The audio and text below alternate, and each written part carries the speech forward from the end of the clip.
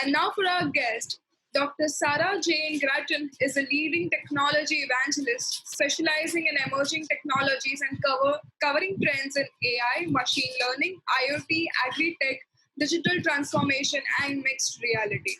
As a digital strategist and technology influencer, she has worked with brands across the world to build their professional and social capital. She has also worked on influencer campaigns for Oracle's, Siemens, Ericsson, Vodafone, and IBM, and has even covered Wimbledon and the Tour de France. For an underlying technology perspective, she has been listed as one of the top 5G influencers on Twitter. So, hi, Sarah. We are really happy to have you on Engati. Thanks so much for asking me. It's good to be here. Yeah.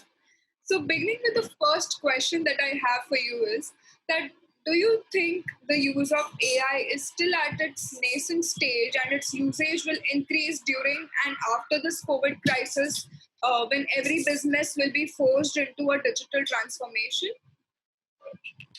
Yeah, that's a really good question to start off because I think there are two streams of thought regarding artificial intelligence. Artificial intelligence is not conscious intelligence. It's a learned form of machine intelligence. Yeah. If you can actually call it intelligence, that's a whole nother discussion. But the actual notion of AI as the public understand it today goes back to the 20s. You know, we had films like Metropolis showing robotics then. And there is this great wave of fear in those days that technology was going to take away people's livelihoods. And indeed, there was a huge change in the 20s itself when people went into to catch the train. The ticket sellers' jobs were gone. You know, there was suddenly an automated ticketing, wheel that you had to go through, and the doors were opening by themselves. So the people that opened the doors had lost their jobs. So there was a huge shift then.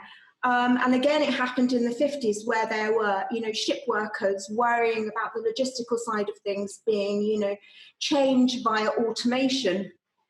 And now today, we are seeing another shift in the way that AI is transforming industry and business, which of course has been incredibly amplified by COVID-19 across the world.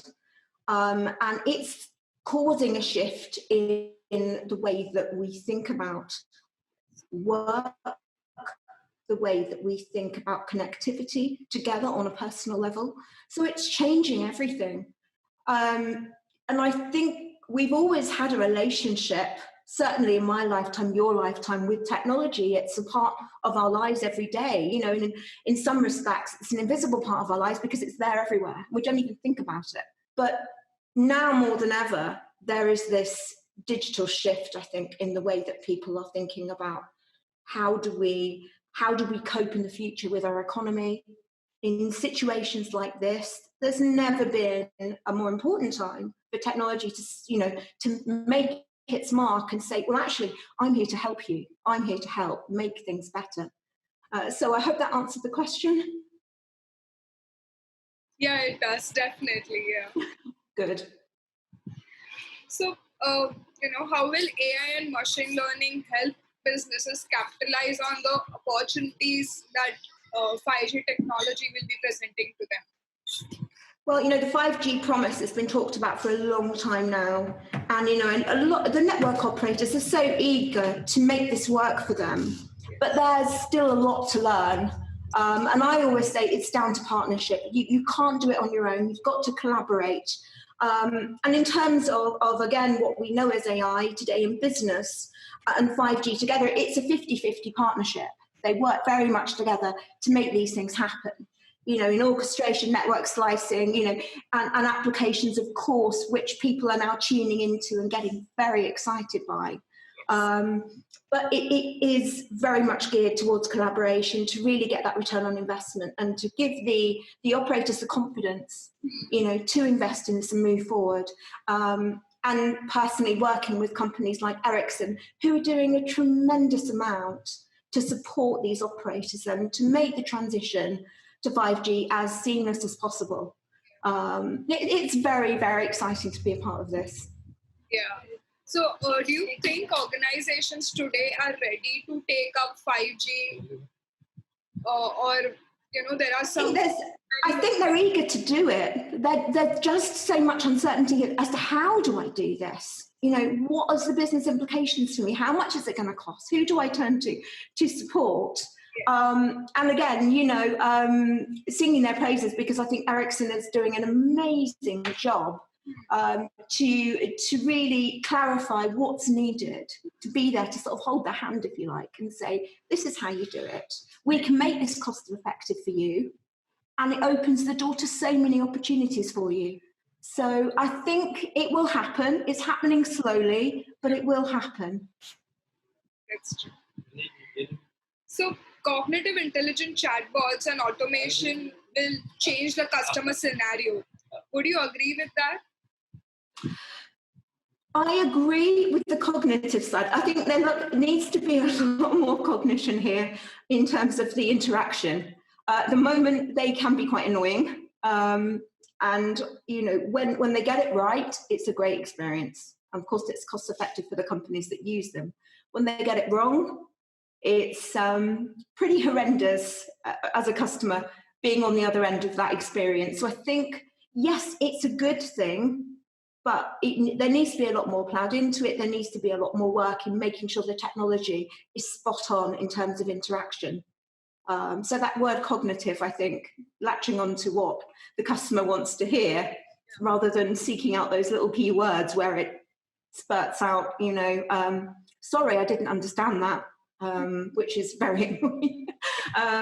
But I think, yes, in answer to your question, there is a future, and it can serve a very valuable purpose, especially with, when workforces are under pressure, there's challenges. And in things like HR, when especially now with remote workers, employees just want this information and something that can just help them in a virtual way, that give them the reassurance they need, tell them they're doing things right, or advise them, is a great thing. So it has lots of positives. Yeah, definitely. So it's more like a, if you want something just for information and for a first point of contact, then it's the best thing that you can have right now. Yeah. It's very, very useful. It's a very, very useful tool. Yeah. So how do you see technology, changing its roadmap to accommodate the new normal outbound of the COVID pandemic? Oh, that's a great question, because so many things are changing. And I think we have to look at new ways to educate in times like this.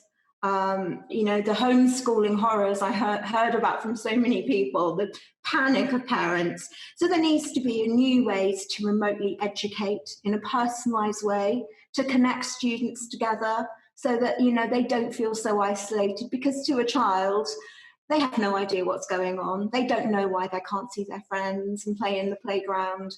So that's a very important part, I think, of an area where we need to invest more.